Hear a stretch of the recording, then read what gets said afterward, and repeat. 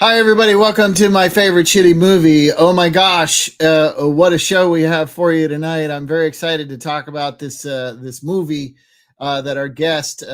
She's a Canadian actress who's been in Blackish and Parks and Rec and many other things. She has a movie coming out that was written by David Mamet. She's got another movie coming out that she shot in Greece. She's got movies coming out, you guys, and she wants to talk about her favorite shitty movie, which is called 365 Days, which you can see on Netflix if you pony up for that kind of subscription. Um, Finally, we've gotten to a softcore porn movie. I mean, we've done hardcore porn in Caligula, but we haven't really done like softcore. And I feel like this is softcore. This is the kind of stuff Skinamax used to play in the middle of the night in the 80s and 90s. Golly, I miss those times.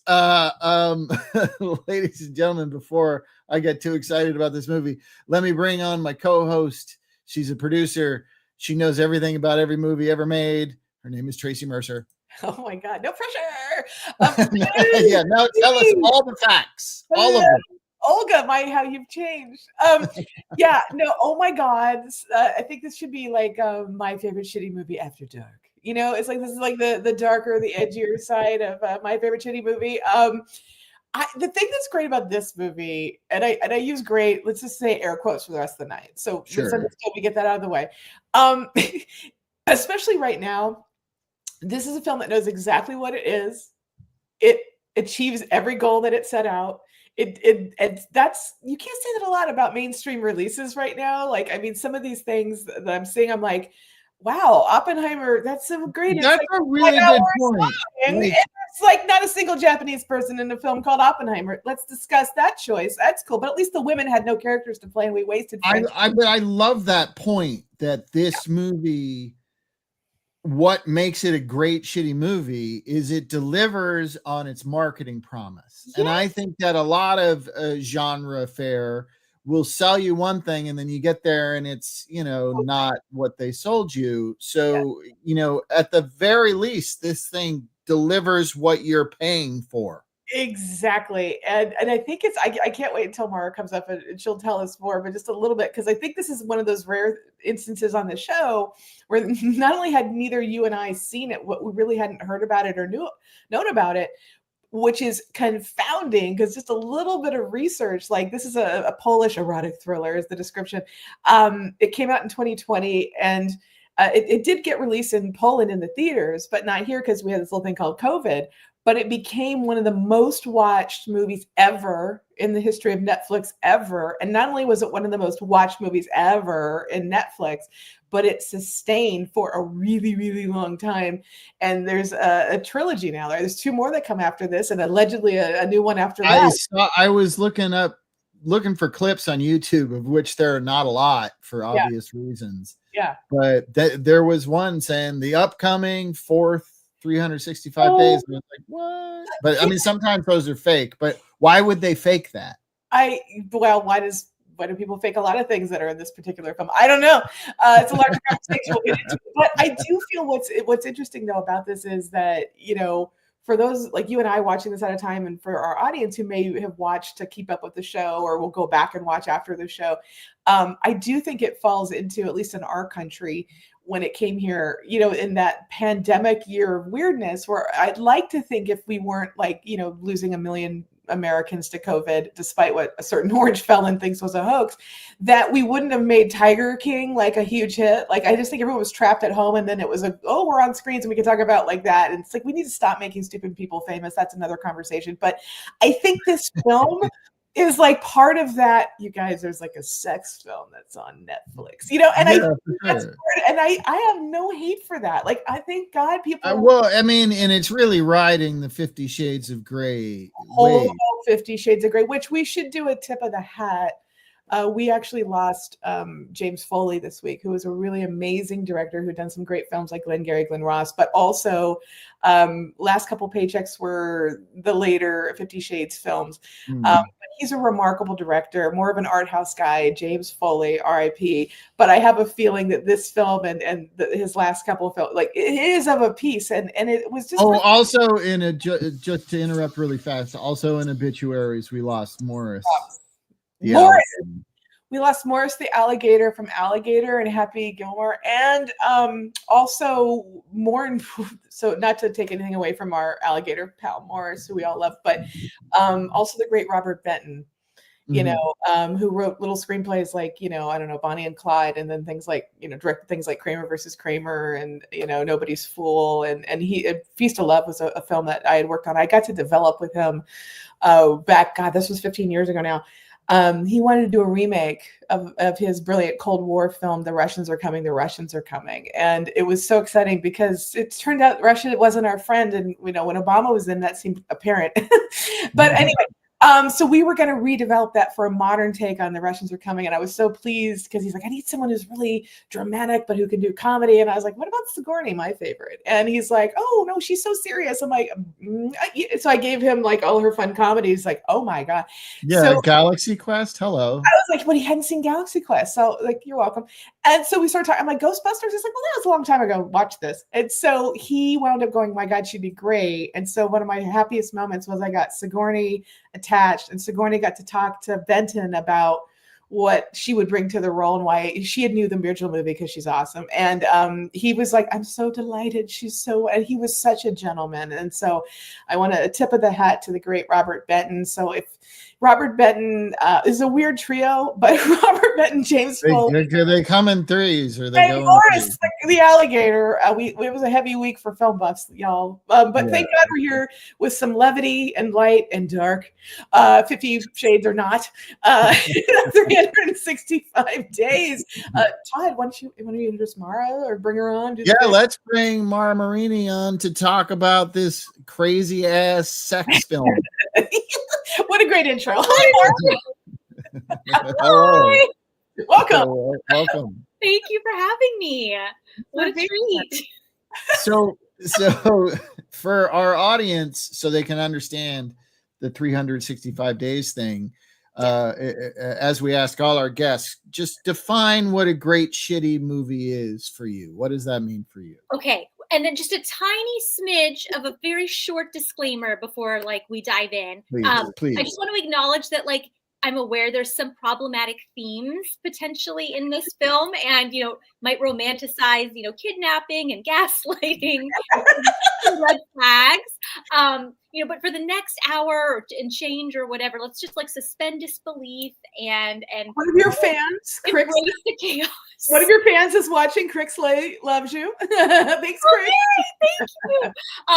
And yeah, basically I'm just saying, please don't cancel us, me, all the things. So, okay, then I'll answer your question. I just needed a tiny disclaimer before. Duly noted. Can you be canceled for liking a movie? Well, no, but I mean, when we talk about it, just in case I say something that's not, I hope, not totally PC. I don't know. I'm going to try my best. I think I will be okay. But I just wanted to disclaimer first. That's okay. We are eyes wide woke and eyes wide shut at the same time. We do it all here. Oh, my God, I love it. Okay. Okay. So a great bad movie is, it's a movie that should not work, but somehow it does. It's over the top and it's messy. It could be morally questionable, but you just can't stop watching it. And, the acting might be questionable. The plot, there might be a lot of holes, but there's a magic combo of the chaos and the fantasy and somehow it all works. And maybe it, taps into a part of you that you wouldn't admit out loud until now.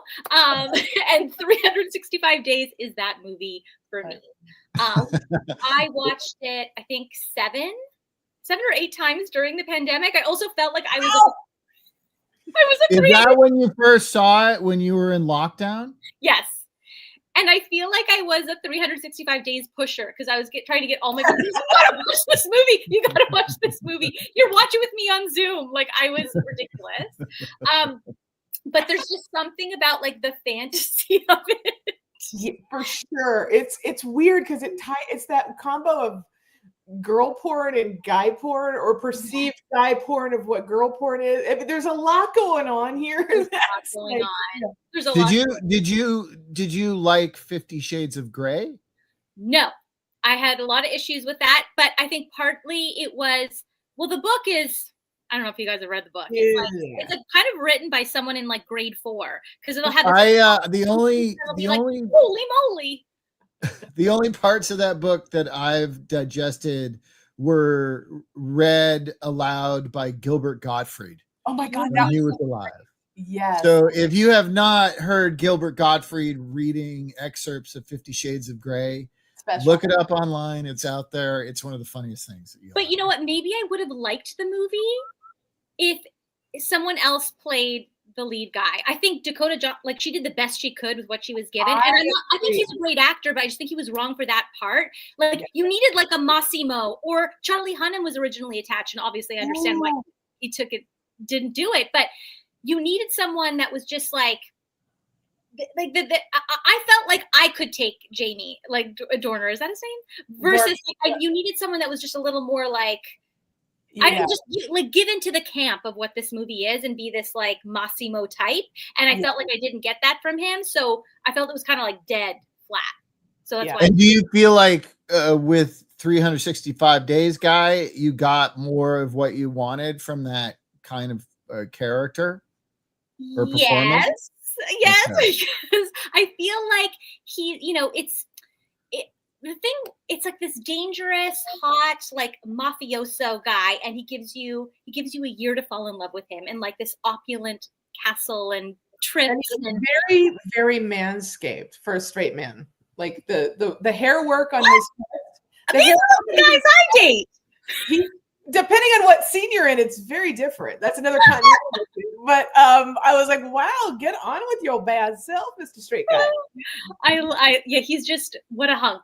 I'm Italian, so I just really appreciate, you know, it's like Stockholm Syndrome with yacht scenes. And it's just. Oh my God. By the way, that should have been the log line for the movie. Like that sells the whole thing, right? I like Tracy said to me the other day, it's 50 Shades of what the fuck. And I thought that would have been a good tagline too. Yeah. Accurate. But it's interesting because I do think before we do a deep dive, I mean, Todd and I have talked about this a couple times on the show because, you know, we're good Gen Xers. And there was a time when we were probably too young or should have been too young to be seeing some of the films we grew up with because, you know, we were latchkey kids and our parents were lost or we just snuck into shit. We would see, like, I remember being 9 years old. My parents were like, let's go see 10. And I'm like, that's so hopelessly inappropriate with Bo Derek and her cornrows. Well, that's a whole other issue. But like, you know, you used to have sex in film all the time. Like it would be weirder in the 70s and 80s to not see a naked woman. Always the guys were strategically covered, but it was just like you grew up, if you were a gal of that era, with, of course, there's going to be naked women everywhere, big stars, you know, unknown ages, didn't matter. And then we got a little regressive. I think after that thriller cycle in the 90s, that last gasp of kind of Sharon Stone and Virginia Madison, they were doing these like hot, sexy movies. And, you know, like Basic Instinct to me is like a really grade A version of a Cinemax film, right? Everybody's like sleazy and is doing shit and it's like sex and it's like, oh, it's an Oscar winner in his ass or whatever. But like we got away from that. And I think younger generations are finding it like in shows like Euphoria or whatever. And I think part of it, I think Mara, like you found it, like we were all locked up. People are alone. Some of us were really locked up alone. And I think some of these shows with a lot of sex and the fantasy, that Zalman King thing. If you were a teen girl about my age, you saw Two Moon Junction and you were really into it. Like, you know, it was like that kind of teen stuff. And like, oh, if you pause all the right moves, Tom Cruise is doing full frontal. Boom. You know, all of the Gen X ladies knew this, right? But we got away from that. And so I think this is a return to what used to be like kind of standard fare, like Todd said at the top of the show, Cinemax, you know, late at night. And I kind of miss it because, again, it's not pretending to be anything it's not. If you've seen the trailer, you know exactly what you're getting. So if you're going to pearl clutch and be offended, like that, you can live like that. But this is very honestly what it is, and like they're inviting you to have a good time, is what I thought. You know, Yeah, it's not something you're gonna watch with your mom. I mean, depending on your relationship. But, Yeah. but it's certainly a fun thing to watch as a grown-up by yourself or with a grown-up loved one, I guess. Yes. I'll tell you, I watched it by myself because Hillary was like, I don't know. And I, halfway through, I was like, Jesus, I wish Hillary was watching this with me right now. But also I felt uncomfortable. I'm like completely by myself. And I'm like, I don't feel like I should be watching this. I was brought up Catholic, so that's what happens to me. Same Catholic girls' school. Lots of guilt. Yeah. Oh, well, then, happy new Pope, and what a great film for this week. The new Pope loves this movie. He loves this movie. No, Chicago. And now, Gen Z apparently wants less sex in films. And then you guys are such nerds. Yeah, apparently it's like they're not going to dates with proms. People, they don't want to date. They're on a screen, but we've really messed up people. It's unfortunate. They need to see 365. That's exactly. Yeah. I guess it's probably too psychologically, like they have stuff that's so accessible, that's just like at the tip of their fingers. Like they grew up with that maybe that's part of it, but still, like, don't ruin it for the rest of us. So good. Yeah, For people who like Todd and I don't know what the hell we were doing. We were like being super depressed alone in lockup. We should have been watching this movie. This movie, I think, it's so funny when you described your definition of a great shitty movie. Like, it's so perfect because I feel like every descriptor, this movie checks the box. So it totally makes sense why this is the one you want to lead with. It's travel porn too, especially if you are locked up and the COVID's happening. When you have like an opening shot, like, come on, like, where's that? Really, my people. Right? It's so. Are you Italian? Okay. Yes, my dad was born in Italy. All right. Very Italian. So yeah, I mean, it's absolutely gorgeous, right? So we open in this kind of wonderful beachside setting. It's like this little, kind of castle. We've got these great little, I don't know, gangster mobiles. And tell us who we first meet. Okay, so yeah, the movie opens with Massimo, and he's this brooding, ripped Sicilian mafia boss, and brooding, ripped. That's my favorite type. And he's with his dad, and his dad is a mafia boss, but he's a kind mafia boss because they're talking about nice. people, and he's like, no, that's where I draw the line.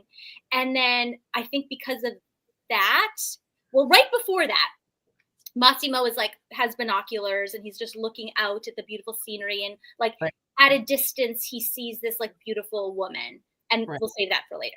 So his dad's trying to say no to this deal. Yes, that beautiful woman. His dad's trying to say no to this deal, and then he goes to talk to his son, basically saying this is going to be yours one day, and then boom, he gets shot through Massimo. So everyone is there's blood everywhere. It's so super dramatic. This was the first moment in the movie where I was when they were having their conversation right before they got shot, I thought to myself, well, what about the sex trafficker guys? Where are they? Oh, right. They shot and then I was I guess they were right there. Yeah. About to shoot them.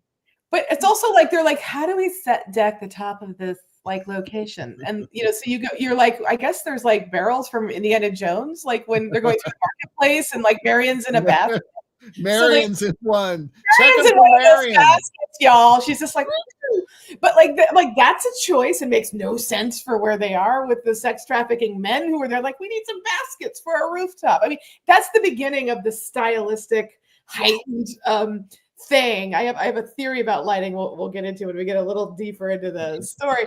This slow-mo, operatic moment. I don't know if you clocked it, but the guy who plays Massimo, Michelle Moroni, he sang a lot of the songs that are in the film, and at the beginning is one of his songs. He's multi-talented, you guys. Triple hyphen it, okay?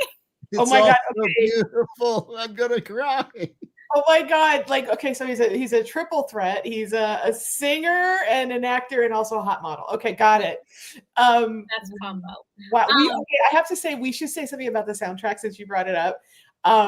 It felt look, I'm like this brooding, like I really like The Cure. So to me, it was like tragic bad Europop, but I was like, it was so joyfully to my ears painful that I was like, what is amazing? They were having a slow motion shootout like Peckinpah to like, and I was like, oh, I mean, I had so much fun with it. I was laughing. So I was like, I am in because like again, I understood the assignment. I knew, but it exceeded my expectations. The music. Y'all, I did not know he was singing. You're welcome. Everybody, trust me. Watch this movie. It's so funny. Okay, so so he's shot. We have like this. 5 years goes by, but we don't really explain that very effectively. But it just does. Cut 2 years later, 5 years later, and now Massimo is the Don because he had to take over for his dad who died. This scene is confusing to me because I guess he's like going in and trying to like negotiate stuff. And then he's like, but he basically, what's the word? Like essentially bribes them because he's like, oh, I have this on you. I have this on you. I'm taking over the company. And it's this like. It's like a blackmail situation. Yes. And simultaneously, we're introduced to the beautiful woman from afar is Laura, who's this successful Polish businesswoman. Yes. And I guess she was in charge of the security. Like that was also confusing to me. You guys, I've watched this movie so many times, but like the parts that are not sexy sort of like I gloss over. But like I don't think it's I think it's not clear because I don't understand what's happening either, but I'm going with it. But you're right, because what's interesting is they're setting up this disparity. So a couple years later, he's recovered, so he's the Don. But if you look for the motif in the movie, like this is my like lighting thing, because I think whoever shot this comes from music videos or commercials and is like, I have a concept. So and their concept is the Death Star committee room. It's very if he's going to be a Don, he has to be around a round table, right? But I think he very specifically, when we see when we see the hot stud, he's always like he's the golden boy. Everything is very gold with him. And then when we see our gal, she's very cold. She's very blue. And so when you cut between like, this is the blue and this is the thing, and you see it, it's a motif that will follow the movie until they start to hook up. And then it starts to switch. And so there's always like gold and there's always blue, and wherever the lovers are in their arc of like sex, it kind of does this towards the end. And if you watch the movie, I'm watching this, I'm like, this reminds me of kind of a student DP who's like, here's the idea, and which is a great idea, except I'm noticing it, so it doesn't work because it's not subliminal. It's like, and he coordinated it with the art department. But he coordinated it with the art department. That brings us to the art department. Let's look at the props. I mean, Mar, you're an actor, so they're like, there's a piece of paper and there's a thing, and they're like all drinking water except our guy is a boss who's drinking whiskey. Of course. You're like, he always drinks whiskey, but that's what you're saying. It's like golden colored, so it's part of his thing. He's the golden guy, and she's the cold lady who, whatever. And when they're photographed, you start to see that. So when we get to the slides, it'll, even if you haven't seen the movie, it'll start to be a little more obvious as Mara walks us through the story. So we set this up. Yes. Yes. So now we see Laura in this relationship. That's like so boring. She will basically fantasize about literally anything else. He's such a like dud of a character, but they have to like have something there, I guess. It's one of those classic movie relationships too, like first act movie relationships where you're like, why is she with this guy? Yeah. Like, she's super hot. And he's like, she comes home and she's horny, and he's like, yeah, I got to get this done. And it's like, what? But again, if you look at this, right? So you've got blue is shutting her down. She's in black, and there's an empty, wait for it, golden chair, right? So there's like, who's waiting for her? Oh, like, I have no doubt they're trying to art film this shit. And so then you're like, okay. And so then we cut to the airplane with Massimo with the great shirt. Somebody has taken our container with the cocaine. Now, this is where lost in translation. Like, I'm pretty sure that's not how it sounds in Polish, but when you read this, it's fun, right? He's like, oh, you guys have a container? Is it a vial? I saw that same line of dialogue performed in English in probably 80 Canon films in the 80s. Somebody is stolen our container of cocaine. Maybe that's what was in the baskets on the rooftop. Cocaine baskets. That could be. Yeah. No, that what those We're you guys. Marion was in a cocaine basket. We're putting it together, the mystery. So he's like, so okay, we're gangsters and drugs, although we never see them do drugs. It's fine. And then we've got this is the problematic portion of the program, right, Mara? Where you're like, Right.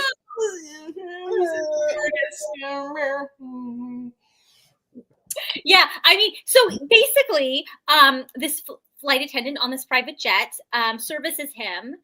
She does. In always, well, not always, but like one way, and then you know, it's a little concerning because, like, you know, she's kind of, I don't know, I don't even know how to word this, like kind of like she's teary, obviously from like gagging, but then also it's like it almost seemed like it was supposed to be like a sweet moment when she closes the door and she's like smiles at the end.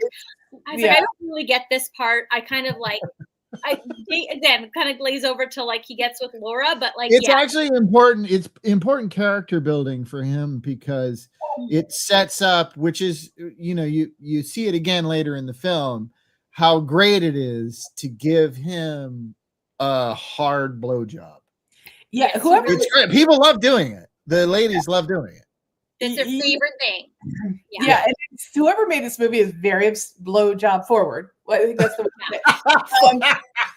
so that occurs. But again, even the way he's lit, like he's overlit, and it's a little that orange golden hue, which is like this is like you have to do this specifically for actors because the rest of the scene is lit with like white light. So again, they're trying, I think, to keep that. So while he's having relations with the stewardess, we cut back to the horny wife who her guy's like, no, I got to do this Google Doc thing. I can't possibly have sex with you.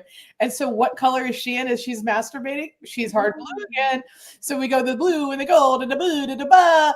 And it's like, it's not working. So she's like, I got to travel. I got to go to Italy because Poland is not working out for me and my boyfriend sucks. Right. So, you know, we get the cute girls, they go out. And so again, everyone is so pretty in this movie. And I don't know why there's glowing kind of long white lights behind them, but let's go with that. Yeah. And that's one thing I definitely thought. There were no unattractive people in this movie. It's eye candy. Her boyfriend kind of sucks, but aside from that, yeah, I mean, he sucks, but I mean, and he's a little pudgy, but he's still cute. I mean, he's not a guy, but I mean, he's not a monster. But it's what they do to guys that suck. Like even the great Nora Ephron, R.I.P. Right? You know, where it's the whole was it Sleepless in Seattle and Bill Pullman's who like Meg Ryan's going out with. Or not. I'm sorry. It's You've Got Mail. It's the other one. You know, she's going out with Bill Pullman, and she really likes Tom Hanks, but she doesn't know she's emailing with Tom Hanks. And then they meet at the party, and she's with Bill Pullman, and Bill Pullman is like kind of a drip, and he's personified by always blowing his nose. I'm like, we get it. He's a drip. He's a drip. You know, so he's always like the mucus boy. He's whatever. And I'm like, Bill Pullman's super cute. By the way, you have to try to make him unattractive, and you know, to make Tom Hanks seem more the leading man, because either one of them could have done it. See, you know, like while you were sleeping, he was pretty great with Sandra Bullock. But it's like we do this to the men who are the bad guys that the women we like are rooting for shouldn't be with. And so I felt like that's that trope, but they're usually weak or skinny or something, and they go full like bald, hot, you know, more masculine. I thought, well, that's interesting, but that's also a fantasy kind of guy for some. And it's just like they're playing with weird tropes in this whole movie. And then you've got like her friends, and half of them seem like they're lesbians. I don't know what's happening in this thing. They're all like kissing. Do you understand, Mara, what's happening with her friends? What's their deal? Well, it's like her birthday, and then like so it's like I took it as like they're doing this like birthday trip. The girls' trip, yeah. And then and so then she doesn't get to go to like her boyfriend ends up going on this tour that she wanted to go on. Was it like Etna or Mount Etna or something? And then so she's like, well, she pushes him in the pool. She's like not happy with that. But then they have like a nice, you know, little dinner drinks thing, I guess they're doing. And then they sing happy birthday to her. And then she has to go to the bathroom. Right. Right. And this is the first, like, what runs into Massimo, Yes. and he says, And they're gorgeous. They're in gorgeous Italy. Yeah. Which is, again, porn travel pictures. This film is so pretty. fantastic. And he says his famous line, which he repeats multiple times throughout the film: "Are you lost, baby girl?" Oh my God, baby girl. Mhm. I'm just recovering from Nicole Kidman's Baby Girl. So I was like, oh Oh, my I God, loved it. oh my God. There it is. It all ties together. Boom. Bring it home. Bring it home. So it was it's like a hot moment. She's like confused, and then She looks confused a lot in this film, to be fair. 100%. And so then we dip out from there. But you're pointing out a very important point. So like there's the pivot when they meet, and she's like, what did I just see? Like he's the fantasy guy. And I think you're right about 50 Shades. I love Jamie Dornan as actor. The Fall for the Yes. Age. Yes. We did a movie with him, Wild Mountain Time. Gorgeous, amazing. Him and Emily Blunt, like he is the man. But I agree with you. I would have cast him differently in that movie too. But then she's seen him. So when she runs out of the bathroom and she's like, oh my God, what's the first shot in Italy? She's now seen him. She is walking away from the golden light that is the hot into the blue where she's kind of been living. And she's like, once she's in the blue light, does that mean she's in a James Cameron film? It could be, or Catherine Bigelow, depending on what era we're talking about. If it's Strange Days, absolutely. So, but I think, again, this is a cinematographer trying to suggest there's a transition. She's literally going to be walking, she's in his light and she's still not sure. And then she goes to the sea and she cries like one would. And again, she's now lit like he's lit in a golden function because she can't handle how hot he was. But behind her, in the past, perhaps, is an azure blue. So you still have the cinematographer doing this kind of stuff with your two leads, right? So it's, I don't know, I'm just positing that, if you will. And then he basically kidnaps her. Is there any way to say it? Like kidnaps her back to his little castle? No, that's what he does. That's basically what happens. It seems like that's the thing about this movie. It's like, well, that's kind of fucked up. Yeah, it's called kidnapping. It's illegal. It's a crime. You shouldn't be doing this. Kids, don't do this at home. Don't kidnap people, despite what this film tells you. It doesn't usually work out like with good sex. No. Unless you're like a really hot mafioso with a castle, and then like some girls wouldn't mind. But or if you're doing a BDSM thing, you have to present that, and contracts have to be signed. That's right. And there has to be clear consent. You can't just kidnap. But that's why this is also such an ultimate fantasy, because a guy who looks like that's that rich, there's no chance he's like pining over one woman. He has like 80,000 lookalikes. 100%. But this is also the fantasy of the movies. Like one of my all-time favorite 1970s movies, right? 3 Days of the Condor, right? Robert Redford, gorgeous as always, on the run. Something's happening. I just read books for the CIA. I went to lunch. I came back. Everyone shot my colleagues. I'm on the run like the fugitive. And he has to kidnap because they're like, we have Robert Redford at peaks, hot Robert Redford 70s. He's going to kidnap, I don't know, Faye Dunaway, because now. And I'm like, what's the problem? He broke into her house. He doesn't do anything with her. And she's like, I think I want to have sex with you because Robert Redford, peak Robert Redford. Everyone would do that. Okay, I don't care if you're male or female. Probably true. So, but you're like, they're ham-fistedly like, how do we get a chick into this movie? Because the original book was called 6 Days of the Condor. Like, it's a movie. We are short. 3 days. And Faye Dunaway, love interest. But there's this thing where it's the fantasy of that. It's like my problem with Indecent Proposal, also with Robert Redford. I'm like, wait, I'm Demi Moore. I'm peak Demi Moore. I'm married to Woody Harrelson. And then hot Robert Redford wants to give me $1 million to sleep with him, but I'm married with where's the conflict? Like, I don't like that movie is complicated for me. I'm like, I don't like, okay. Why? What's the problem? It was the 90s, y'all. But again, going back to thematics. So if he's the golden mafioso boy, he's the Don, so to speak. How is his castle lit? I'm telling you, my theory is correct. Boom! Who's gold, bitches? Boom! So jealous of that castle. It's gorgeous. I hope that's the producer's house. And he's like, we can shoot here. Oh my God, the upkeep alone makes it impossible to look at. He kidnapped the dusting. How much dusting? So much. They have staff, I'm pretty sure. Yeah. So he brings her to his like golden castle because again, he represents gold. And then we go in interior. And this is the part where you're like, that's again, the fantasy.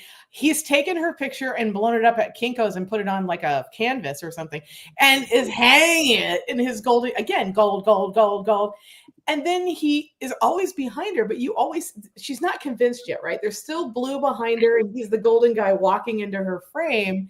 And we get the backstory is like, oh, so my dad was killed that moment, and you were on the beach, and I just kind of, I saw your face. And so it occurred to me I had to find you and kidnap you. And this is the part where I need you to help me because I've only seen it once.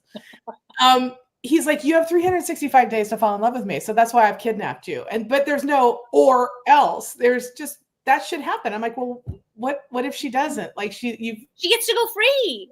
But like, you see how that's you're kidnapping for your, he's like, by the way, I won't, like, consent's important. I'm not going to rape you, but you're going to fall in love with me 365. I'll let you go. I'm like, I mean, I guess she can be thankful it wasn't a leap year. I mean, that's my partner. Always finding. This is such a gentleman. He's giving her the option. He's giving her 365 days, and if she doesn't, she can just leave. But right. But day one, he's like, I give you this option, and I'm doing this. Yes, but he says I won't do anything without your permission. So he's just kind of telling her in a sexy way, right? That he's gonna wait for her to give him permission. I do have a clip from this sequence if you'd like to. Let's roll clip. This is that very sequence that you're talking about. I was looking for you around the world. Somewhere inside me, I had this certainty that one day you would stand in front of me and be mine. You must be kidding. Nobody owns me.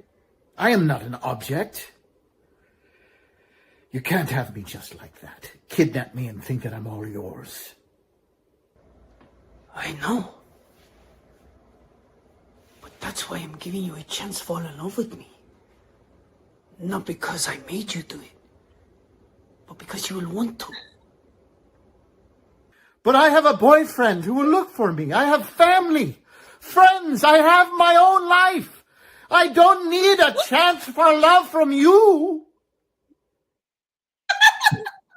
Oh my God. That's right.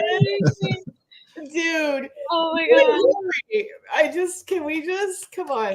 Anderson family players, ladies and gentlemen. We did it. We did it right. Incredible amount of chemistry between us, but we shot that at two entirely different times of day. We're not on. The blue and the gold light, you're contrasting. Oh my God. That's incredible. Thank you.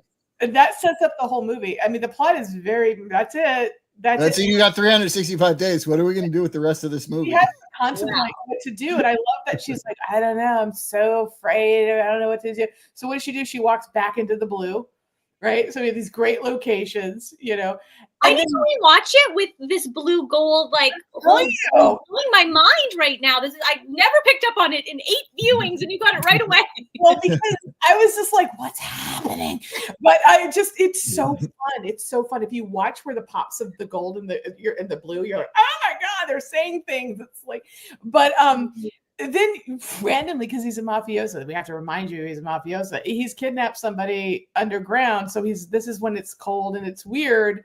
So they light the guy he kidnaps like he's in this, like he's in part of the girl's storyline where he first sees her and dad dies, which, by the way, if I see someone I'm attracted to and then my dad is like blown away in front of me and I'm shot too, I'm like, that's who I need to meet. Like, that's like weird that the whole setup is like the stranger I didn't talk to that I saw. Her face really, it reminds me of the time my dad was blown away in my face. You're like, whoa, that's the setup of the film. And you're like, okay, no one even talks about that. So then this guy is set up, and this is like, again, the dialogue is translated as it is. He's on like a big Parmesan wheel, first of all. Like, what is totally Parmesan. I was like, is that like a 50-year? Like, what's happening? It's good. Yeah. And it's like, oh my God. And like, look, this is like 50 Shades West Hollywood. Like, I don't know what's happening here, but there's like a tension. Like, this guy is so hot. You're like, I think everyone's vibing. Yeah. Mara, do you think this scene is also supposed to be sexy? Like he's doing. I think it's really hard for him to do anything that's not sexy. He's just like oozes it, So talk about how his wardrobe fits him? Like for those who are watching the visual version, like this dude can wear shirts like nobody. Like Nobody's business. somebody's He spent fills out a shirt nicely. Real he fills out the shirt. You're like, wow. It's like the Daniel Craig thing where I'm convinced they just paint his suits on as Bond. I'm like, how is he kicking people? Because usually it's women who have to like be skin tight, and like what he just has taken male suits to a new like I like it the level. It's Yeah. good. It's But then once again, she's in her blue whatever. But what are we flecked with? Gold, because he has set up Princess in his golden palace, but it's still a blue hue because she hasn't given in sexually to him yet. So we're doing our gold. But And she's also in a shower. So are you suggesting? his and her shower that, of course, we're going to use later. When you set that up, I'm like, But it's golden. So you're suggesting there's going to be weirder kink. That's what the movie is I suggesting. am, because it's like she's still in her little place. She hasn't committed to him, so she's still in her blue sphere. People who don't commit to him are in the blue, and when you come over, they start to light her a little more golden. But they want to uplift the golden kind of, I hate to use the word golden in shower that way, but you know what I'm saying. It's that. No. Yeah. So, and then she wakes up and like a good creeper, he's just there without his shirt on watching her sleep, much like Twilight, yes. although this isn't as egregious as Twilight, because I feel like when Bella wakes up in Twilight and like little young Patterson's there, she's like, oh my God, like, how long have you been watching me? It's like, oh, I just watch you sleep all the time. And you're like, that's called stalking for young girls who fell in love with Edward.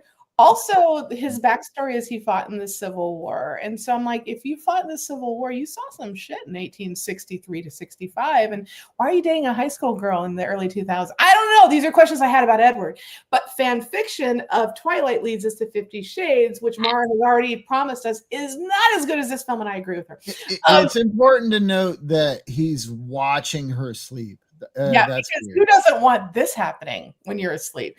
And once again, he is lit above from a golden hue, and it's like, I'm telling you guys, this motif is freaking everywhere. She's literally leaving her blue hue, trying to walk into the golden light on his chest.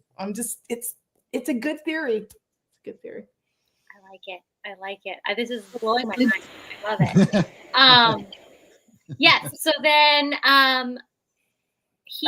he says we're going somewhere. This is the part where yes, and then they go shopping. Because Pretty Woman, everybody, Pretty Woman, Honora, what have you.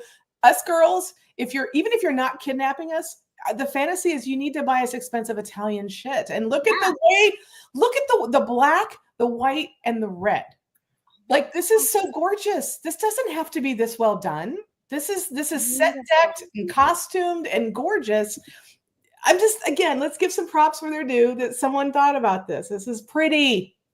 Very pretty. And like he says something, I think, when right before they go shopping, like that he has all her stuff. He's like, impressive amount of shoes for a 3-day trip or whatever it is, like trying to get some humor in there after he's just kidnapped. So Jeff, for those who are listening, not watching, has commented astutely, they made a movie out of She's a Rainbow lyrics. I mean, come on, Jeff, thank you, as always, for keeping us straight and calling it like it's it. Love that. But yeah, he takes her shopping. It's a fantasy, it's like we're in the shopping room. But again, it's like he also kind of threatens her. So there's that sexual menace, like whatever your kink is, he's leaning a little into that. He doesn't ever violate. It's he's a gentleman, but he's a little dominating. I would say he's a dom. He's a top for sure. What's with the whole changing room fetish that people have? What I didn't know that was a fetish. It's a very porny fetish. Yeah. Yeah. Not that I look at porn. I have a friend who looks at porn all the time, and he says that people in changing rooms a lot. What's up with the change? No, but here, I think most of us gals, I don't know. It's like, Mara, I don't know about you, but like the worst lighting I've ever seen is mostly in changing rooms. I was like, that is not like the worst thing ever. Is like, let's try on a swimsuit. And you're like, meh! And you're like, it's like the worst lighting. You're like, I'm like, literally the worst lighting. So like, to Todd's point, I'm like, it's a complete fantasy. Yeah. Nobody. I mean, I remember even in the Sex and the City, the good series, the first one.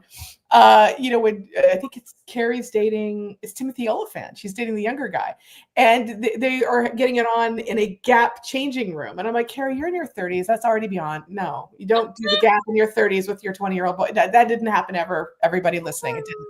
But it was like it's the fantasy. It's the Sex and the City version of the scene that Mars brought to us tonight, and where you're like, yeah, it's like it's this hot thing. I think it's because from a filmmaking standpoint, there's mirrors and they're really hot and they can be filmed from all angles. Like unlike a lot of us, we should not be filmed from most angles, and these guys can do it. They're so pretty. I also feel like if I tried this at Target, I would be arrested. True. Yeah, it depends. If you're in a red state, you're probably fine. Maybe the lighting in Italian change rooms is better. Well, we should that makes sense. and figure that out because it's terrible in America. I'll go test it out and report back. I was like, let's go to Italy because I feel like makes go back better here in changing rooms. It makes more sense from a marketing standpoint to light your changing room like 365 days, because then people look awesome and whatever. Yeah. So you sell more shit. Why is America not catching on to the Italian way of changing room lighting? I don't know. And by the way, they have better wine. Even their bag wine, you're like, that's really good. It's a whole other conversation. And they were fascist first. Yeah. We're like the bad sequel. So weird. And by the way, orange does not look good in brown shirts. That's just my opinion. I'm not a colorist, but you do with what you will. But so then we go back to my color motif where she's still in the blue. They haven't slept yet, and he's still got his little golden light behind him. And he's, she's like, I'm trying to walk towards the golden light. The cinematographer compels me. And this is awkward thing where it's like really unfortunate dialogue, which I can't say out loud. But like they're both naked, they're both doing their thing in the shower, and you're like, these people really have lived in gems. That's what I thought. I was like, what was the dialogue? I can't remember. Do you want to touch it? And it's tragic, but you're like, do you want to touch it? That's what he says. That's what he says, which kills me. He asks. To be fair, he asks. Yeah. Yes, but I'm just saying, like, if this were played silently, I think would have been like little, I would have done that, but. She's like, you're hot. Now we've seen the goods. I think that's the point of the scene. Yeah. And then we get attracted to him. And then this scene is a little strange. Yeah. But then again, when I'm like, this DP/director came from video commercials or something, this is what I mean. This is somebody who is like, you know what? Armageddon is like, that's the aesthetic. I mean, that's what he's trying to do with like no money. He's like, Michael Bay. I'm doing 2000 Michael Bay. Mm-hmm. But it's gorgeous. I mean, this is like some production value. Someone had a private jet, probably the producer. They had the same two cars we saw in a different location later. In fact, there's a reverse when she gets off the plane. It's the same location, but they do a thing. So it's like they've landed, but it's the same. They're doing everything they can. But they're on this plane. And now they're both kind of golden because here's where he starts to win her over. Yes, but right before that, the scene you're just talking about with the plane, she literally, one of the bodyguards throws her over his shoulder and she's screaming and hitting him as he brings her onto the plane, which I'm like, she wasn't that upset in the shower. Like it just there was a little discount there. Yeah. I feel like there wasn't like a tracking of emotions there. Yeah. Well, I mean, I don't know how Stockholm syndrome works, but maybe you go in and out of reluctance. I don't know. Maybe it takes a while to adjust. But she's like, now she's kind of wooed. She's kind of in, and we've done the pretty woman scene. Mm-hmm. It's the whole thing. But and now she's kind of like, I'm following your light. Right? She's straight-jacketed with a bunch of seatbelts right now. But here's the best part. And you're right. You can kind of say, I don't have it fully framed, but they have her like on 7 seatbelts. But like 2 minutes prior in film time, she runs out of like, let's call it Armani, and into the streets, and she's free. And I'm like, so you guys let her run around a shopping mall? You're like, not a problem. And then he's a creeper, so he can appear wherever he needs to appear. We're like, well, it's magic. And so he's like there, and he's behind her, and it's fine. And then he gets her. But I'm like, when she's on a plane and she can't leave because they're in there, they're like, I'm like, why is she Hannibal Lecter in the plane? You guys let her run around the freaking Spanish Steps or wherever she was. I mean, it's luxury level captivity, but yeah, it is. But it's not even done for kink. You're like, that doesn't make sense. That's not this. But it's part of the joy of this movie where he's like, I have you in my airplane. I'm like, she's not going to jump out. it's going to be okay. It's going to work out for her. But then they start to blend, and then he takes her out on a date, and we start doing, this is a very 50 Shades kind of, it's like, I'm eating my ice cream cone. And you're like, Which is wow. blue. Which is, again, it's blue. She hasn't. No, I'm picking up on it too. See, she hasn't. Is that blueberry? What's that flavor? I don't Well, I know. think it's vanilla, but it's lit blue. But wait, rewind 1 second. When she was in the plane, remember he unbuttons her pants. There's like a sexual moment they have. And Yeah. now they've landed. They're on this date, but this other guy's on it. That he has like a business meeting during it. Right. And then she does this thing, and it's kind of seen as provocative. And they're like, "Wow, what happened to the last girl you were with?" Doing this. Yeah, it's like we get it, girl. We get it. Okay. So all good. We're all here for etiquette. But then he takes her back to like the Golden Palace. And I'm sorry, but this came up, I was like, I may have done a spit take. This is his artwork, y'all. This is his artwork. And once again, in the corner, we've got golden light, but it's still, the rest of it is blue because they haven't consummated yet. Doesn't it remind you of, who's that baseball player that had the same thing on his thing that was with J-Lo? What's his name? Oh, A-Rod. What's his name? He has the same thing with some other animal like on his wall. Wow. Yes. This is like a weird thing to have in your bedroom. I think in general, even if you're a Lion King fan, I feel like that's not sexy if you're like beyond 10, maybe. I would get this painting of myself, for my living room, but instead of a lion, it would be a chud. I would have my hand on a chud's head. When you say chud, cannibalistic humanoid underground dweller? Yeah, those guys. Okay, those guys. I'm with you. Back in the 80s, horror. Amazing. By the way, I'd like to see a crossover with this guy and doing the John Hurt role, because that could be interesting. But then we immediately go to this, which I think is like the money shot. But again, we've got, and I don't want to keep harping. This is where he gets another beach, and he does it in front of her. Like, look at. I think he literally says, "Look at what you're missing." Totally, but again, because some of us are obsessed with color, me, and I think I'm slowly bringing Mara over to my side. Yeah. So we've got gold and blue, but when you start to cross those over, when you're in the middle, what do you get? You get purple. Purple. So she's like basically crossing over into this zone. Now, what's weird is like, he does the whole thing, he ties her up, but he's not going to cross the line because he said that, and that's what makes it acceptable, I guess. And so then he's making the girl he kidnapped, who he's like, you have 365 days to fall in love with me. And I think the best way to do that is to have somebody I've hired come in and blow me in front of you, which I missed that in school, but that's his thought process in this scene. It's how I proposed to my wife, just so you know. And it worked for you. It was a much lower priced hooker. Okay, I won't tell Hill. But she does say, like, Laura does say, don't you have someone that can do that for you? Because she says she doesn't want him yet. She's not giving him permission yet. That's so weird, it because opens the door that, like, she's not, it's sort of her idea, but it's not her idea. Right. And I also feel, if you feel like this is how you want to disrobe for the first time when you're not in the shower with someone, with a picture of you and a lion behind you, like, it's a weird, if this guy was even not as hot as he was, you'd be like, that's not, like, Seth Rogen, for example, could not do this, I think. No, I think that wouldn't work. Love Seth Rogen. But it has to be John. Yeah, you need that guy to look like that guy. Yeah. Or The Rock, one of the two. Oh, okay. The Rock. Okay, yeah. I'm with that. The Rock is so big, though. I would find that too threatening. It's almost like just perfect. It's wow. Okay, so Mari has a type, everybody. That's what I'm hearing. That's what I'm hearing. So then there's this weird thing where she's like, "Wow, I just totally watched this guy who kidnapped me, and he wants to kidnap me for a year, get blown." And then they're like, "That's, I guess, seduction." Anyway, so we move on quickly, and then he's like, "Girl, we're going on the boat," and the boat is. Don't we? Oh, you're right. This is before the club, right? I thought he said we have 2 hours to get ready for the club. Yeah, but this is like the thing where you're like, because he does have her chained up. And he's not going to violate the understanding, but he's like, okay, I won't sleep with you, but can you just get dressed up and go to a club? But before, we also have this moment where when they do end up on the boat, I tried to get pictures we could actually show without getting shut down.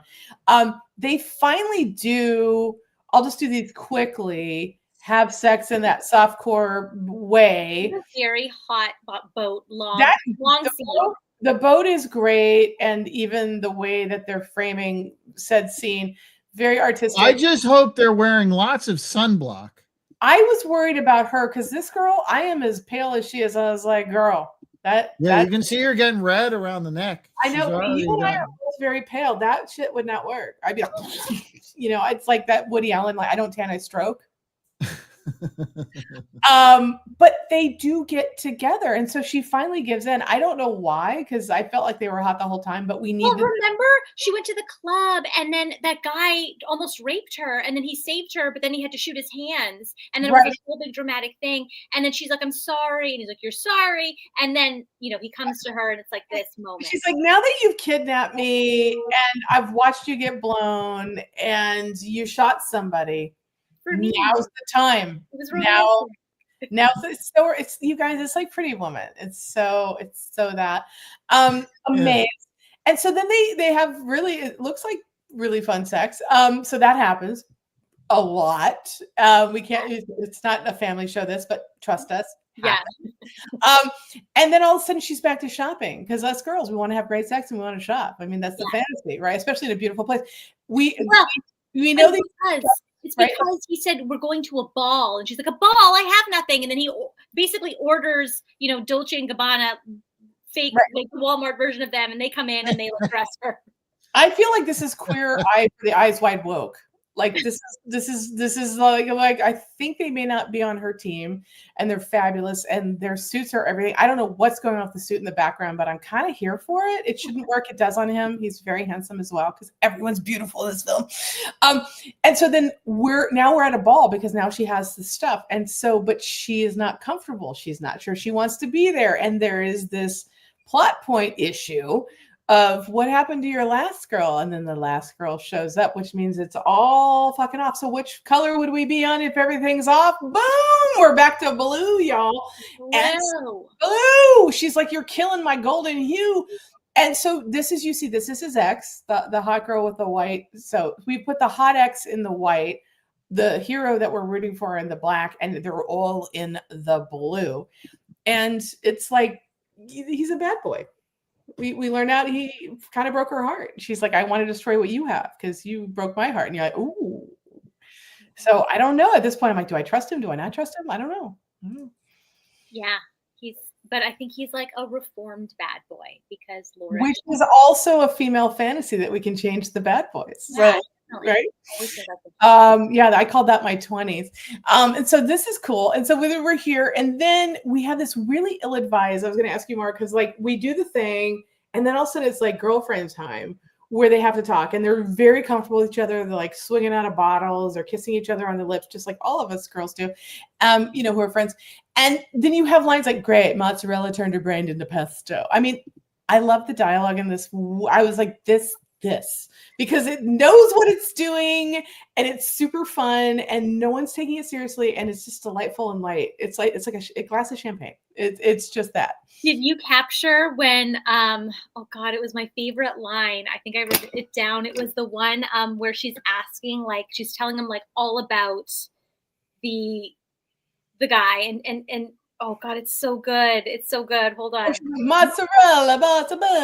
There is like okay. She goes like, she's asking about him. She goes, imagine a strong alpha male who always knows what he wants. He is your caretaker and your defender. When you are with him, you feel like a little girl. He makes all your sexual fantasies come true. What's more, he is 1 meter 90 centimeters tall, has absolutely no body fat, and has been molded by God himself. And then her friend goes, did God mold his dick too? And then she whispers to her, the devil did.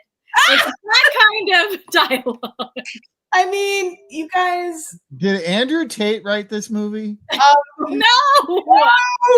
But this is where Mara said this is the top show, and I 100% agree with her. This is way better than 50 Shades. It is. Thank you. It totally. I agree. Assignment. I also agree with 50 Shades. It's just kind of tragic, but and Todd knows this. I have a weakness for Dakota Johnson. I think she's actually kind of great. If you watch her. You watched Daddy-O, like honestly, I would have nominated her for Best Actress. It's amazing. She produced it. She got Sean Penn to actually be a person and not himself, and it was amazing. And I wish more people saw that film because it was great. But I also, and this is a big point of disagreement, I think Madam Web is the best comedy of last year. I think, like, my SAT question is only Gina Gershon understood that she was making a disaster with Showgirls. Everyone else thought it was a real movie.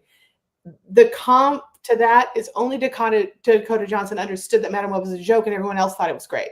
And so if you watch that movie with Dakota's deadline, like, comedic stylings, you know, like right when she becomes blind and they pick her up and she looks out a window, I'm like, you're blind. She's looking out a window. I'm like, amazing. Like, she knows what she's doing. And I think she's amazing. I think she's the best thing about 50 Shades. And I remember 100%. No one else could take that awful dialogue and actually make it at least work. Like, it's so badly written. I remember seeing that film in the theater because it was the thing to see that week. Yeah, I saw every single one in the theater. I think I'm right. The opening shot of Dakota Johnson, which is not fair to do. I'm sorry, Meryl Streep couldn't do it. So fight me on this. She's like she's chewing on like an eraser. And I'm like, that's how you introduce the 50 Shades. I get it. You have an oral fixation. We get it. That's how you're introduced. But the way she does it, you're like, oh, she understands the assignment. Tippi Hedren's granddaughter, or, you know, and Melanie's, you know, daughter. Like, she's like, you know what? I'm a babe. My grandma was a babe. My mom's a babe. I understand. And she just owns it with total star quality. But like this movie, I'm just like, it is better than 50 Shades. And it's weird to me that like no one in my life until you brought this to our attention, because I'm like, this is exactly the kind of movies we used to make that were fun. And you guys, everyone has mostly Netflix. Just watch, it's so good. Anyway, so we have this kind of dialogue, and we're always drinking wine when we get our hair done, right? Isn't that totally? And so she changes her hair, and she's like, "I'm gonna look like an assassin." So they try to get respectful. By the way, I'm pretty sure that like Jamie Dornan wore this suit in 50 Shades. Like, they're totally doing this. Is his character is kind of wearing he's more buttoned up and really proper in this. And they have this kind of great montage where we're doing like almost like Titanic shots. And I mean, it's interesting that she's going to get married to him. We have like the supporting characters. We see her in I would argue, a tragic dress, but good for her. And so all seems kind of good. And then, you know, we forget that she's in love with this mafioso guy, and the war and is going on between these two rival families. She's talking to him, right? Mm-hmm, mm-hmm. She goes into this again. Could you get more? I have something to tell you. So also she's pregnant. Mm-hmm. So there's that. He's pregnant. He's supposed to be a dad. So he's learning this on the phone, as I think every woman would say, like, this is the moment to say it on the phone and not in person. Let's do that. I heard I think she says, I have something to tell you.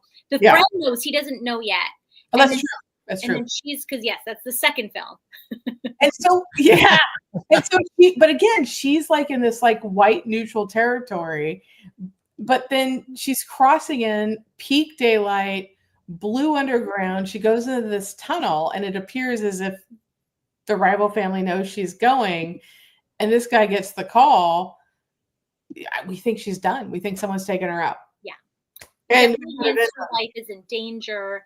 Yeah. But it also leaves things wide open for sequels, which I also watched. Okay. So for the kids at home, can you tease the second and the third in a couple words, like where it goes?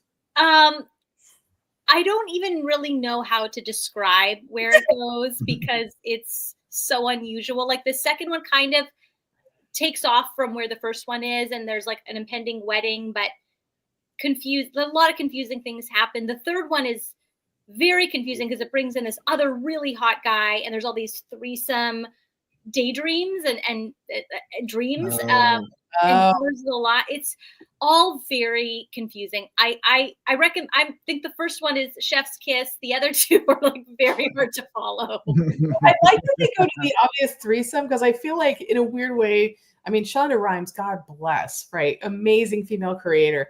The fact that Grey's Anatomy is on, I think we are like 3 presidents in, maybe 4, I don't know. Like, killer for a network series.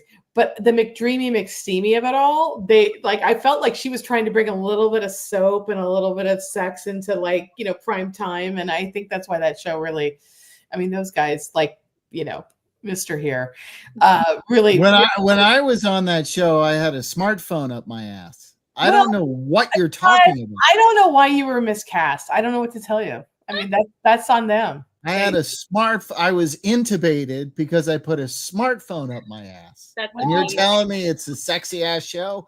Jesus. Well, emphasis on the ass apparently with you. So that. You also did an episode of Speechless, and one of my very good friends, Cedric Yarborough, was one of the leads on that show, who I Oh, also yeah. tried to force to watch 365 during the pandemic. He watched like 10 minutes and he's like, no chance, Mara. No.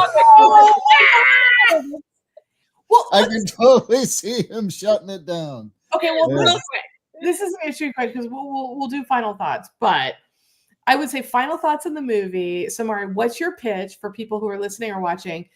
Like, why they should watch this show, and also, do you think this not our show, but the movie?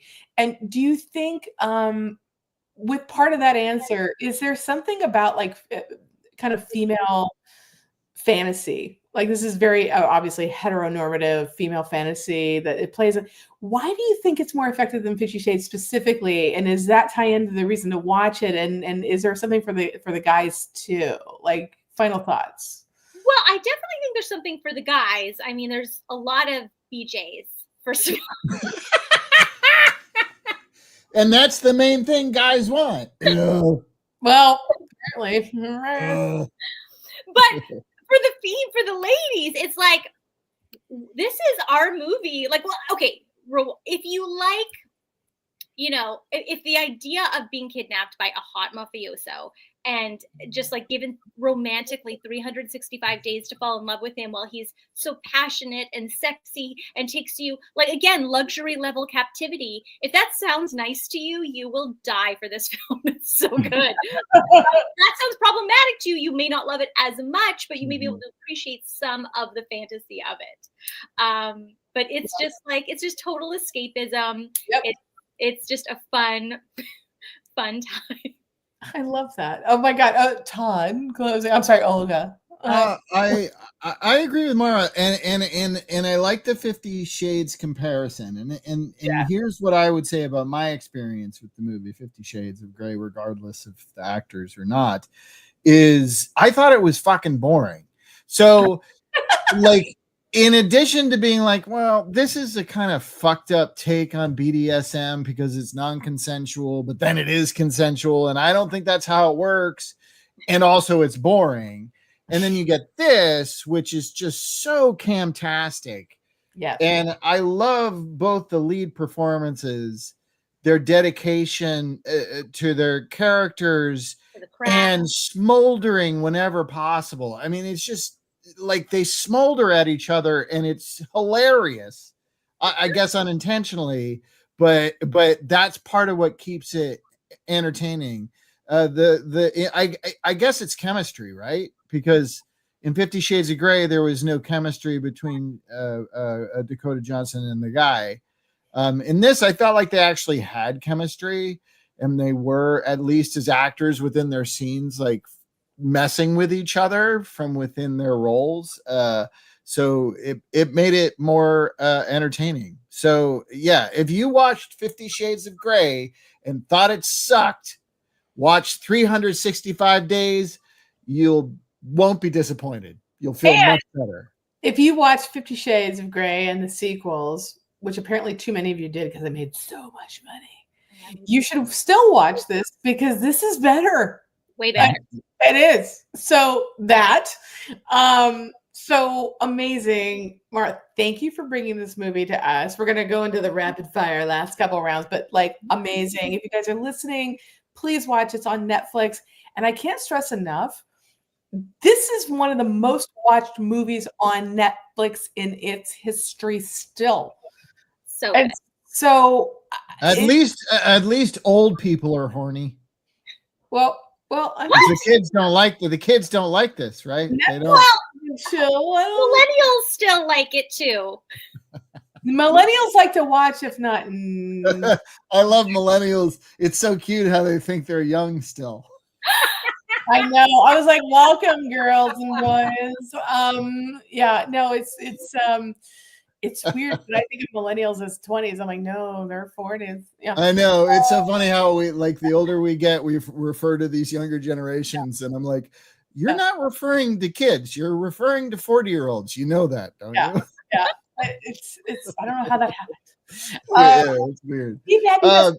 You want to go first? Yeah, be bad, be best. We'll present some titles of movies and ask you, Mara, and each other, if they're so bad nobody should ever see them under any circumstances, or they're so bad it's awesome. Okay, I like to pick movies that go along with on a thematic level with the movie we were talking about. So my Be Bad or Be Best selection is a movie from 1985. It definitely qualifies as the same level of softcore porn as 365 Days. It definitely was a Cinemax regular in the middle of the night. It's called Christina. Oh, starring Jewel Shepard.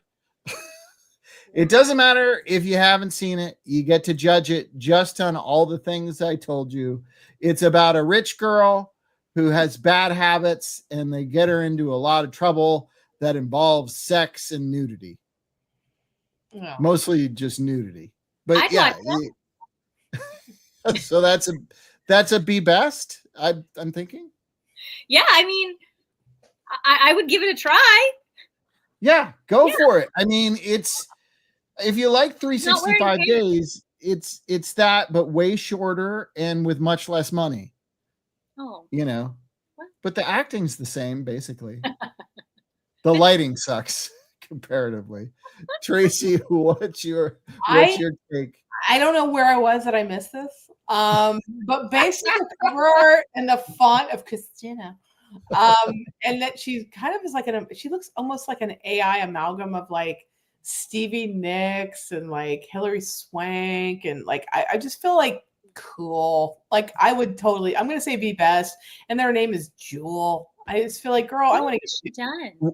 When this movie came out, the only Swank anybody was aware of was the magazine. There was no Hilary Swank. But I know what you mean. super awkward. Amazing. I also went with a little Heightened After Darkness with art film because I'm so fancy. I'm not fancy, but it was one that I thought was really important. I think was it 90? It was in the 90s, but we had a brief moment in American cinema where we had gone to NC-17 because X was basically had been appropriated by the porn folks, and you couldn't advertise in legitimate papers back when we had legitimate papers. And it was a whole thing, and it was really hard to get distribution. So NC-17 was the MPAA's version of like, oh, this is for adults and it's sexual and whatever. And clever filmmakers said, oh, okay, I'm going to lean into that. So it's not porn, but it was like illicit. And so Henry and June famously was that. Great Henry Miller, an East End love story.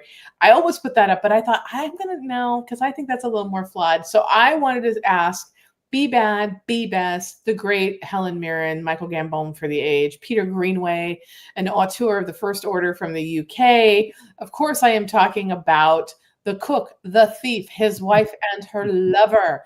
Lust, Murder, Dessert, a delicious black comedy by Peter Greenaway. Bon appetit. It was completely like a huge deal when it came out, and verboten. I remember seeing it I think I was still a teenager, and I was like, oh my God. I'm curious, did you guys see it when it came out? Have you ever seen it? Thoughts, feelings? Be Bad, Be Best. I've never heard of it, but I would watch it. Yeah. I'm shocked I've never heard of it. If there's like these movies, because I feel like I've curated my Netflix algorithm. If there's like sex or something, just show me the movies. At least I can decide. This one streaming anywhere right now? That's like other than rentable. I think you can rent it, but Jeff Luce may know. I never made it all the way through that movie. It's pretty meh. I don't know which one I think he's talking about this one. I don't know if you can see. You should, but it was a big art house film, but like in a weird way, like Caligula, which we did on this show, God, moons ago now. But Helen Mirren was in both. Helen Mirren is so bold and such a badass and so great. And I'm going to say it again, if you're not watching Maudland, you're missing the best show on television, Paramount Plus. Anyway, but Mirren is sexually bold and very sex positive. And if you look like Helen Mirren, you should totally be her, because like, fuck yeah, girl. She's fabulous. Then, now, forever, and 100 years from now. But she was not afraid of this. It was very provocative. And Peter Greenaway did another film called Murder. God, what was it? It's not Murder by Numbers. That's the bad Sandy Bullock movie. But like, it was like 1 through 100, and there's a number hidden in every scene. So it's a little bit of a gimmick, but he forgets it, and it's a murder mystery. But The Cook and the Thief put him on the map because it's so subversive and it's so surreal, and the sex is very in your face in a sense. But Mirren has the sexual agency and has a line I will not give up, because if you haven't seen it, Mark, you got to see Helen Mirren saying this line at the end. Hey. Well, the third act of this film goes, I think it's be great. And it's so transgressive and provocative, and I would argue sexy. And when you have someone like an artist, like a director like Peter Greenaway, putting his stardust on a cast with Michael Gambon and Helen Mirren, suddenly you're in a sex film that's hot and provocative, and you feel a little dirty, but you're like, but they're in it, so it's maybe safe. And then it made money at the box office relative to its time and that NC-17. And I miss that no one exploits that NC-17 rating. I don't think it's taken away. I just think people are afraid because it reduces your audience. You literally have to be 17. You can't have a parent take you into it. You have to be. But it was a bit of a moment in the 90s. And I think this film, and Tamar, if Mara hasn't seen it, I think it's not seen enough. So I just want to say I think it's kind of great. Yeah. Ooh, I'm gonna check it out. I mean, I don't know if I have a hard time saying whether this would be best or be bad. Yeah. Well, and by the way, it's very divisive. Some people, I loved it. But I have a very specific memory of when I saw it. It was on a holiday break. I can't find it streaming. We're screwed. Yeah, when I was in college, it was a holiday break during my freshman year, I'm pretty sure. And it was some high school buddies of mine. I worked at the local video store, so they were like, "Hey, get this NC-17 movie." I was like, Yeah. "All right, I'll get that. I'm going to get something else too, and we can watch them both." But we watched The Cook, the thief, his wife, and her lover. And because they wanted to see this X-rated movie, and we're NC-17, close enough. And it was like a stag party that got ruined by the movie that we were watching, because it's not. It's actually thoughtful.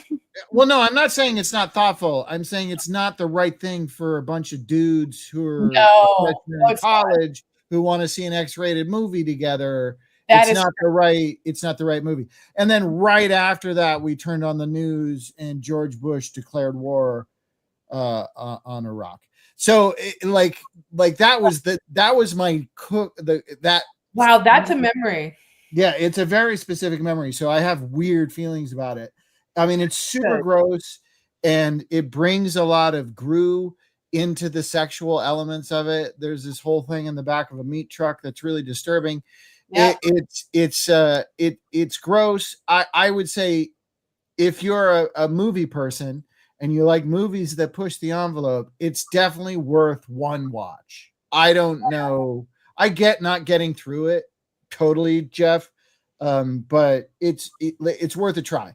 But I'm saying this as someone who refuses to see a Serbian film, and probably Serbian film is like that's a whole. I wouldn't put those together, but I know why you are. I'm not seeing that, but it's the same like envelope. It's just a different time. But this was also, again, when we could get distribution, you had this film. I mean, I was still living at home. I was in high school when it came out.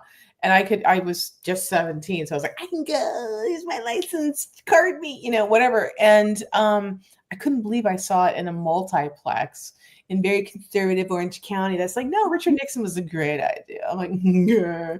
Cool. cool. But like when seeing this in the mall that I worked at, I was like, I can't. It blew up my brain because it's such an art film, and the sex is there, and they cross lines. And the last line that I won't say because everyone should see it for the first time with Helen saying it. I was like, I've never forgotten the movie. I own it on VHS because I still have a VHS by Gen X. I don't revisit it, but it's mostly stayed in my brain. But I've probably seen it 5 times. But I go back to that when I have a couple films on a schedule where I watch it. I have revisited it, but I don't do it a lot. But about every 7 years, I have like films that I catch up with because I think maybe I'm catching up with some of the movies, like so some of Kubrick's films like that I didn't really get when I was like young watching them. I still don't understand Barry Lyndon, fight me, but all the rest of them I see different things now that I'm older, and I'm like, oh my god! And this is one that I came to. I think I last did a rewatch during COVID. Actually, probably about 2020 or 2021, about the same time. So this is your 365 days. It's a little bit, it upsets me, but it's so artful because Greenway is such a show off, and that Derek Jarman, it's almost a play, but it is very proscenium like, and it's proscenium. I just think it's interesting. And by the way, if you're going to watch it, like get a bottle of wine with someone you hopefully want to sleep with or are sleeping with, and then fucking discuss it. Like it's as a film you can discuss, and it's interesting because it will say more. Your reaction to this film says probably more about you than the film itself. Yeah. And if you get super horny, if there's a possibility it'll make you super horny, make sure you have a fridge full with raw meat. So you can. I can't believe you said that. I'm not going to say anything because I don't want to get away. But oh my god, I love this man. Let's do this. right. When bad films happen to good actors, do you want to go first, Tracy? I can go first on this one. Right. Yeah, I'm gonna defy convention. I think this is a lousy film, and it has a great bona fides, and it has one of the best best cast ever assembled, and they're all women. That was the joke. No men appear on screen. And I want to love it, and I think it's terrible. And the remake that was done with Meg Ryan is even worse. And I hate that the girls got it wrong, but I think we did. I can't stand it. The women, Norma Shearer, John Crawford, Rosalind Russell, Paulette Goddard, John Fontaine, Norma Shearer, and I mean, come on! And you're just like, this film. We did this movie on the show. We did, and I was thinking about it recently because I got pitched a version of a remake of this.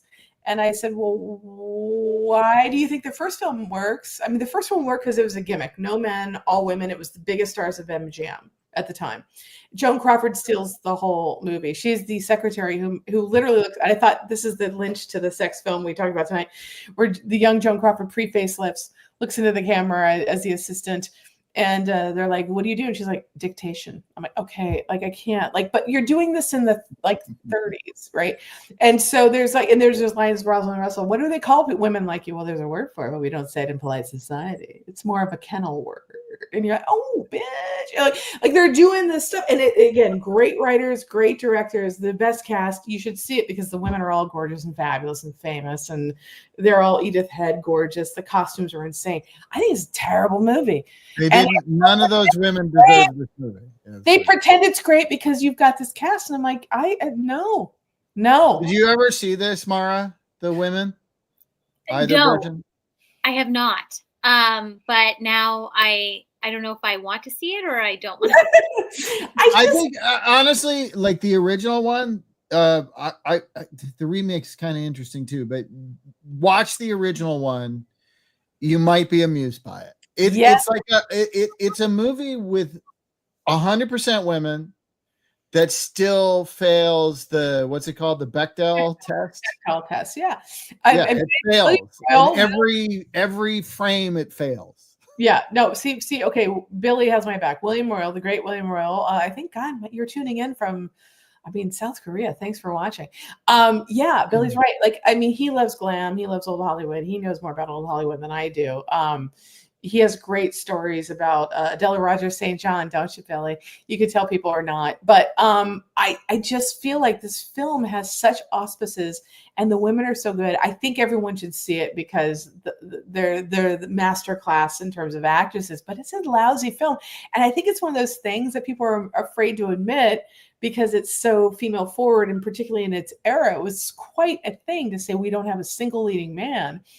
And it's just the writing isn't what we want it to be, and that the remake with Meg Ryan and Annette Bening, which also has a murderer's row of amazing female talent, I don't think it works either. And so there's a part of me when I got pitched something recently that was another remake of this, I said, you have to talk to me about why the first two don't work before I even want to entertain what your version is. Because if you don't know why those fail with great ladies, we shouldn't do it again, because those casts, both of them, are worth sitting through bad films because they're great. But this is the category, right? When bad films happen to great actors, and we've now done it with 2 generations of great women.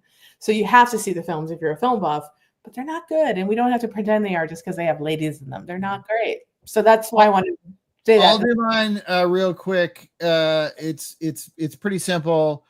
Tracy, I'm a Corey completist, and I own all the movies that feature both Corey Feldman and Corey Haim. Oh, shit. Yes? I have a story. No! Go. Say it. Right when I came out here, I had like a fake ID, and I would, I'm from Canada originally, and I came out here for school, and I made all my friends fake IDs because in Winnipeg, it was like very easy to make a fake ID at that time. Long story short, I didn't know who they were, but my girlfriend goes, that's Corey Haim and Corey Feldman. And I was like, what? They came up to us and they're like, do you want to come over? And so we go to Corey Feldman's house. No!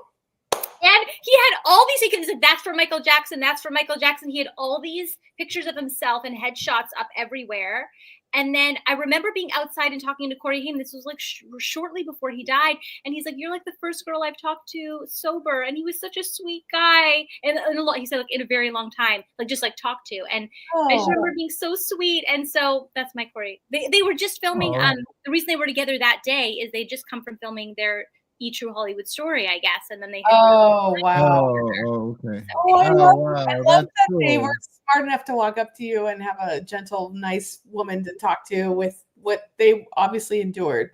So yeah, lovely. I love that story. But I love them together, so I have all their movies, including all of it. Including this movie that's on VHS, but this did not happen to the Coreys. This movie happened to Elliot Gould. That's the actor who didn't deserve this.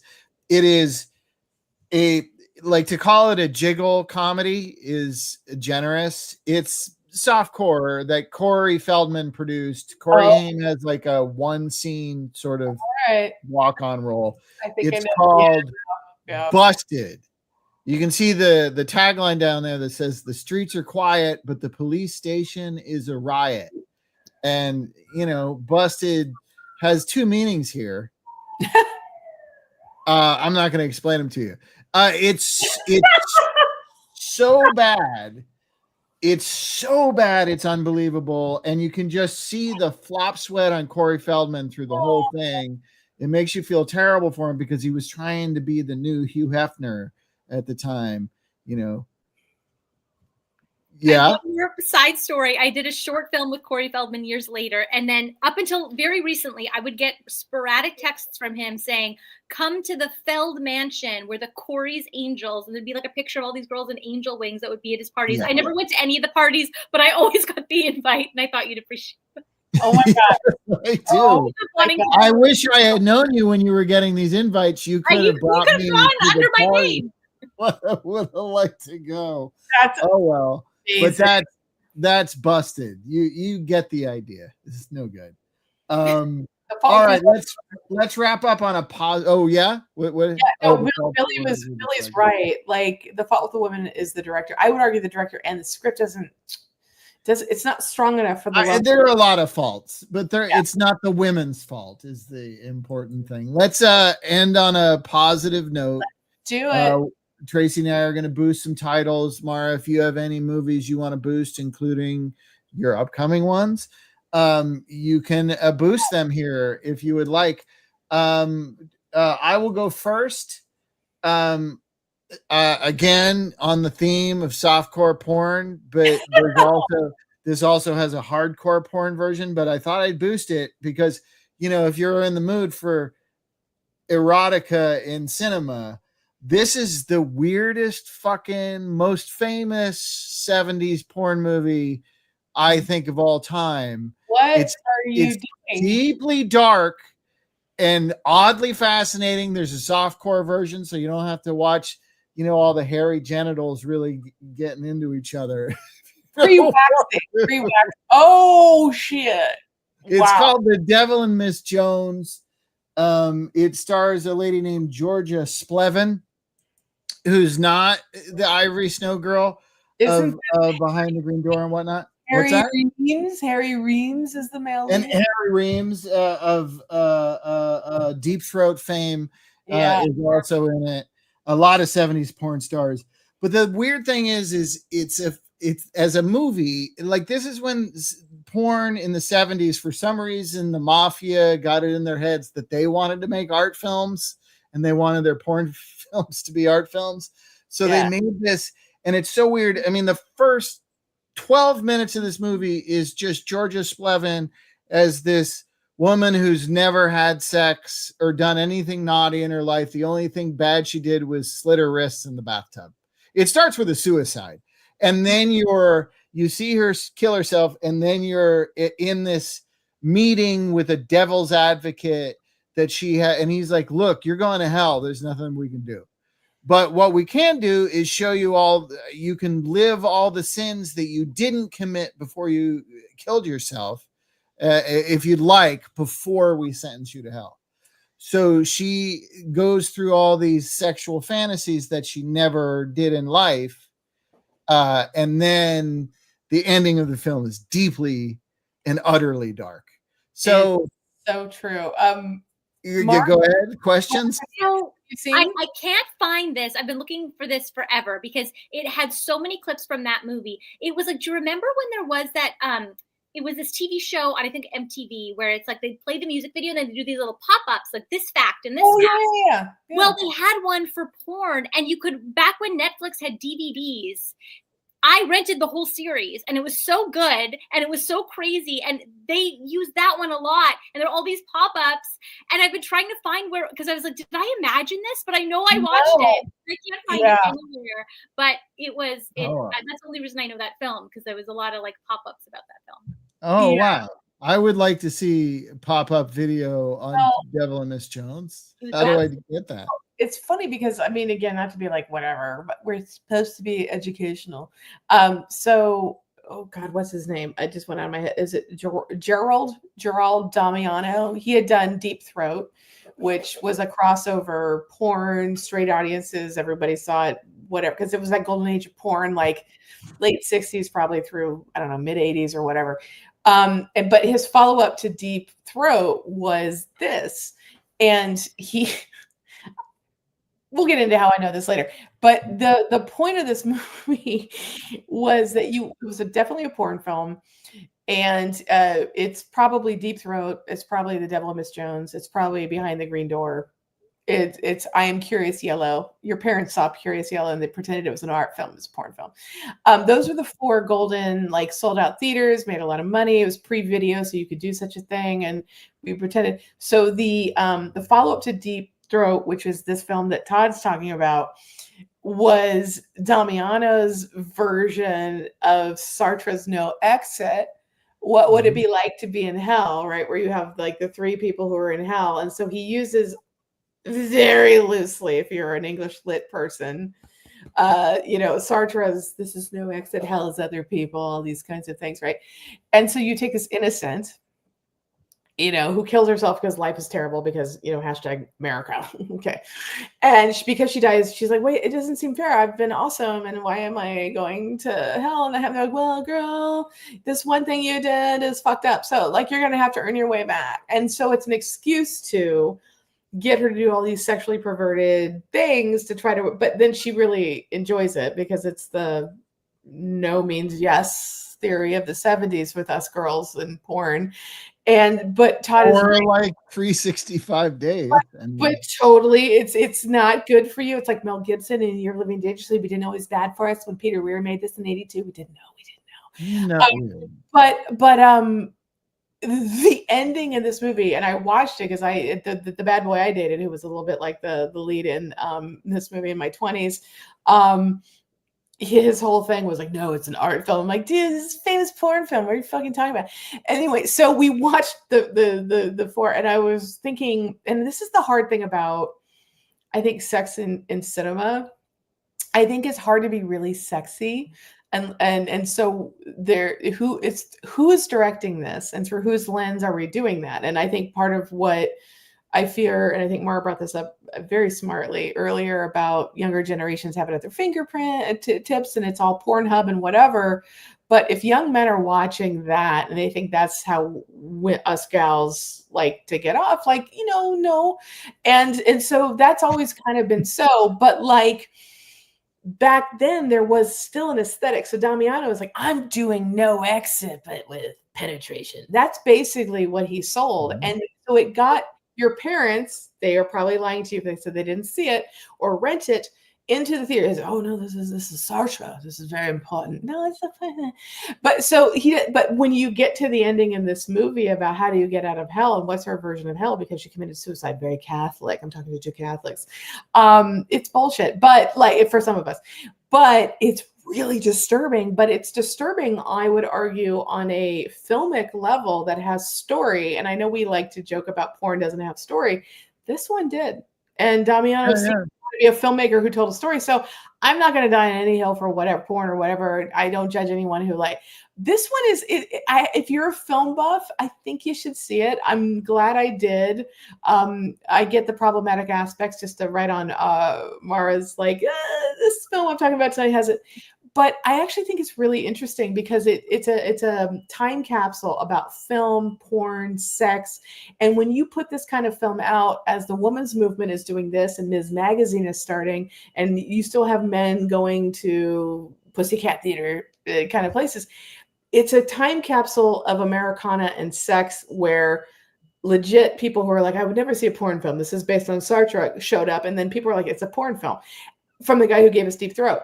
Like, it's interesting, and I think it is art, and I think it should be seen and not judged, and very sex positive.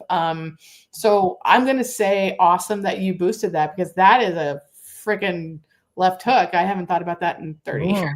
Thanks. I'm glad. And I got to show off my DVD. I could have borrowed that because I haven't seen it since back in the Bad Boy days. Wasn't easy to get that. It was not easy to get that, but it works. It works because everything about the post of this movie is fucking shady because it's all wrapped up in the mob. So releases have been weird. He was financed and they made money. And part of the problem with Deep Throat and this one, because I remember, because I also had like undergrad law classes, there's a copyright problem. No one knows who really owns these things.